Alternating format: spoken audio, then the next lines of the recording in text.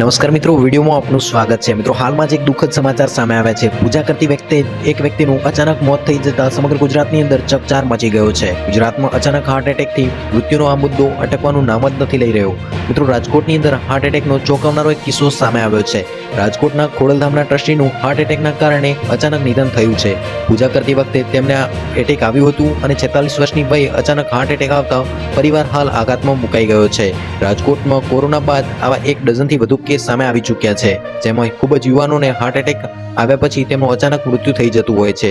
તેમને કયા સમયે હાર્ટ એટેક આવે તે ઘરના લોકોને પણ જાણ રહેતી નથી અને આવું જ ખોડલધામના ટ્રસ્ટી કલ્પેશભાઈ સાથે બન્યું છે। તેમનો અત્યારે ખોડલધામના ટ્રસ્ટી કલ્પેશભાઈ તેમના પરિવાર સાથે રાજકોટના નાના મવા રોડ ઉપર આવેલી શ્રીરાજ રેસિડેન્સીની અંદર રહેતા હતા।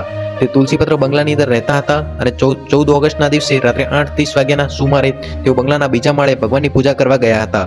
લગભગ અડધો કલાક સુધી તેઓ નીચે ન આવતા પરિવારજનોએ તેમને બૂમ પાડી હતી, પરંતુ કોઈ જવાબ મળ્યો ન હતો। ત્યારે તેમને પરિવારજનોને જાણ થઈ હતી કે તેમને હાર્ટ એટેક આવ્યું છે અને હોસ્પિટલ પહોંચતા ડોક્ટરે તેમને મૃત જાહેર કર્યા હતા।